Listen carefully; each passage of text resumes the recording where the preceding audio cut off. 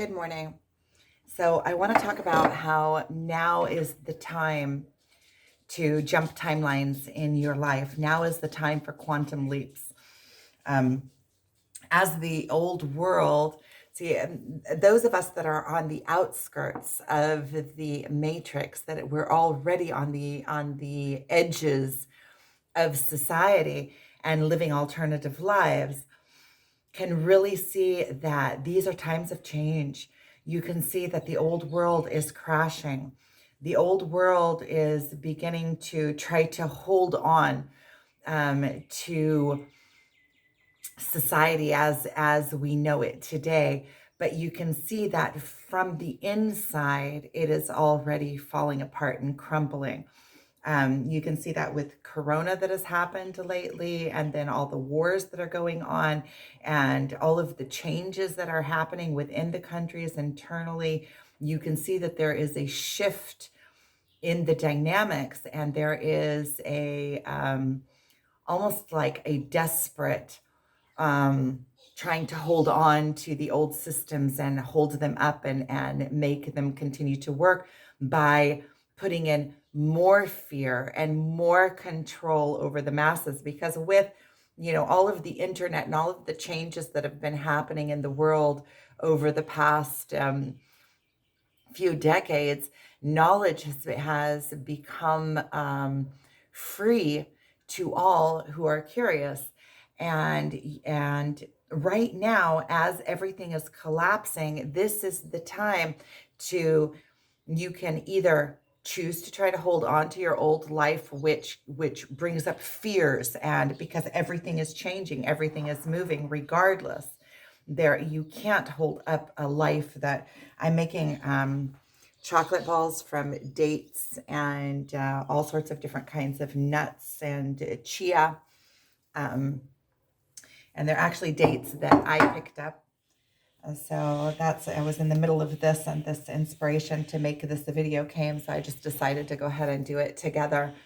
Um, so everything is now collapsing around, and it's like a big bowl was everything was shook up.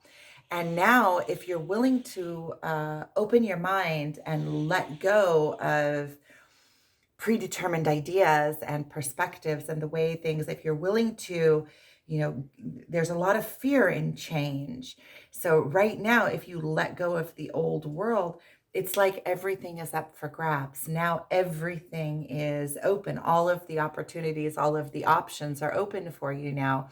And you can change timelines. You can go, and now because everything is shaken up and there is nothing settled in you, as everything starts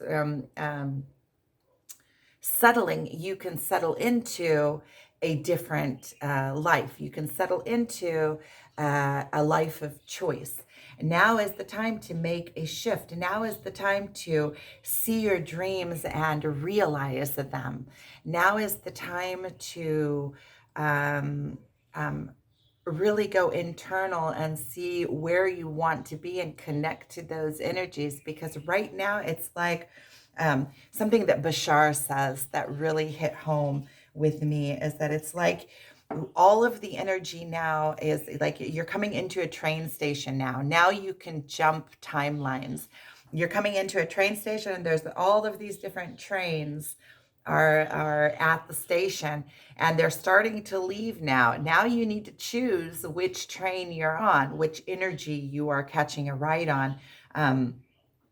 Where you put your focus, what your new reality is going to be. If you are taking the side of, oh, okay, we are in heaven on earth, and every life is magnificent. Where can I take this and start creating this magnificent life on your highest timeline, where you're living in sync with your soul?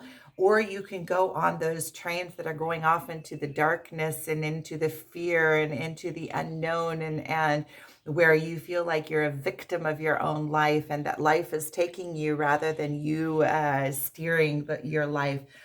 So And there are many people on this train and there are many people on this train. It is where you decide to put your focus. If you're going to be listening to the news and you're going to be listening to all the stories of the collective, of a certain collective, right? Then you're going to be on that train. You can't watch a ship sink without being right next to the sink and watching it, the sinking ship and watching it, right?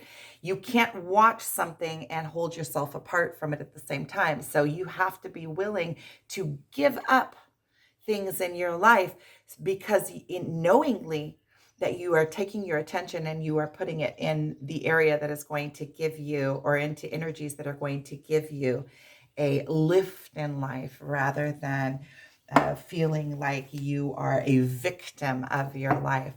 So right now, just like Bashar said, right now is the time of choice. Right now, there are so many of us coming together on this spiritual awakening and going for our highest timeline, and understanding that life is what we make it, and we choose whether we give our life power to the collective, right? If we start taking all of our focus and putting it on the wars and all of the horrific things that are going on in the world, that means that we're giving our life power to these timelines. We are giving them legitimacy.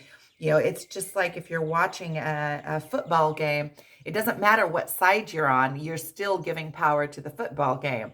If you are completely in a different place and doing not watching the football game, then you're not giving your power to the game, right? So if society is telling us this story about war, and they're making this story and they're making it very relevant, and and playing on our emotions with all of the pain of everything that is happening with the war, and we are in the story, regardless of where we are in the story, right? Regardless of the side, we're still giving our power to that narrative. We're still giving our life force to the consensus, the old timeline, the old stories of there are I don't want to say leaders because it's not really leaders, but there are rulers and there are slaves, right? So the rulers of society, and the way things are supposed to be, and everybody has to get in line and abide by the rules and send your children off to school so that they can be tamed and untaught what they are, and be rounded and fit in this little box that society decided that that's the best way to be, and then they can feel insecure about themselves because they know that they are a being that is much bigger than this, and then send them off to fight our wars. Whoever's sitting on the top decides where to send your children off to, and you can get into that timeline, or you can completely remove yourself. Now, thing is with society, a thing that I am always hearing whenever I bring up this point of view is, well, you have to live in society, you can't not. And that is true, because of the way that everything is set up today. It's been generations and generations, 2,000 years of consensus in a certain direction that humanity has gone. It doesn't matter if humanity is completely out of whack, then there still is, you still have to live within a country, and you still have to. So it's knowing that you are apart from that, and learning how to work with that in a place where you stay true to your God being, and to your knowing that you are not that. And then you have power in it, because then you can come in and you can play in the matrix without being a part of it. You see it as a template, And when you see it as a template, and just as kind of like a game, and you're not taking it personally, and I belong to this, and taking everything that everybody says personally, I have my side and they have their side, and all the stories, you get out of the stories, and then you can see the stories from atop, and then you can come in with with tweezers or with your finger and just kind of move things around and create your own reality within it, because it becomes like a game. You can see it. So now is the time to create the life that you want. Now is the time when all of the energies are moving. Everything in the world is like up in a toss.